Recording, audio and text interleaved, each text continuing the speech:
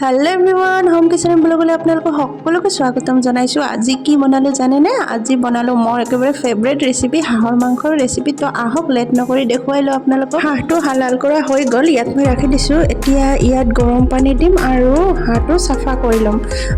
হাঁহটো সাফা কৰি তাৰ পিছত এইফালে পুৰি লৈছো। যেহেতু হাঁহ এনেকৈ পুৰিয়ে বনাই আপোনালোকে সকলোৱে জানে। আৰু এইফালে মই অকমান মছলা ৰেডি কৰি লৈছো।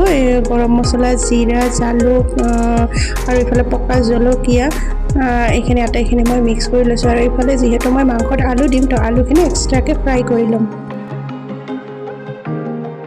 ধুই মেলি ৰেডি কৰি ল'লোঁ আৰু আলু ফ্ৰাইও হৈ গ'ল। এইখিনি এক্সট্ৰাকৈ ৰাখি দিছোঁ। আৰু আদা নহৰু এইখিনি পেষ্টটো বনাই ল'লোঁ এয়া। আৰু যিখিনি মই মছলা ফ্ৰাই কৰি লৈছিলোঁ সেইখিনিও গুড়ি বনাই ল'লোঁ। আৰু এয়া পিঁয়াজ, মাংসখিনিত মই তেল কমকৈয়ে দিলোঁ, কাৰণ আপোনালোকে দেখিছে মানে হাঁহটোৰ বহুত তেল হৈছে। তো এয়া এতিয়া পিছত আৰু তেলখিনি ওলাই যাব, সেইকাৰণে কমকৈ দিলোঁ। এয়া জলকীয়া গুড়ি, হালধি গুড়ি আৰু ধনিয়া গুড়ি, যিহেতু জিৰা মই ফ্ৰাই কৰি লৈছিলোঁ গুড়ি মছলাত। আৰু এতিয়া গেছৰ ফ্লেম কমাই লৈ মই মাংসখিনি ফ্ৰাই কৰিয়ে সিজাই ল'ম। আপোনালোকে দেখিছে এয়া চাওক মাংসখিনি কিমান তেল ওলাইছে। আৰু এয়া মই গুড়ি কৰি লোৱা মছলাখিনি দি দিলোঁ। আৰু এনেকৈ ফ্ৰাই কৰি অলৰেডি সিজিবৰে সিজিছে। এতিয়া মই আলুখিনি দি দিম।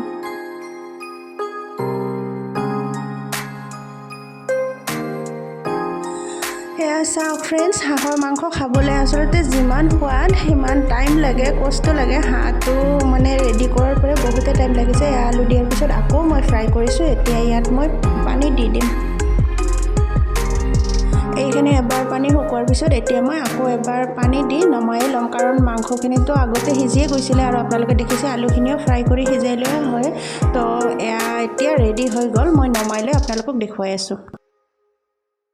এইফালে চাওক ফ্ৰেণ্ডছ, নমাই ল'লোঁ হাঁহৰ মাংসখিনি, ফাইনেলি ৰেডি কৰিলোঁ। বহুত টাইম লাগিলে। তো আপোনালোকৰ যদি ভিডিঅ'টো ভাল লাগিলে তেতিয়াহ'লে প্লিজ লাইক, শ্বেয়াৰ আৰু ছাবস্ক্ৰাইব কৰি দিব দেই। বহুত কষ্ট কৰি বনালোঁ।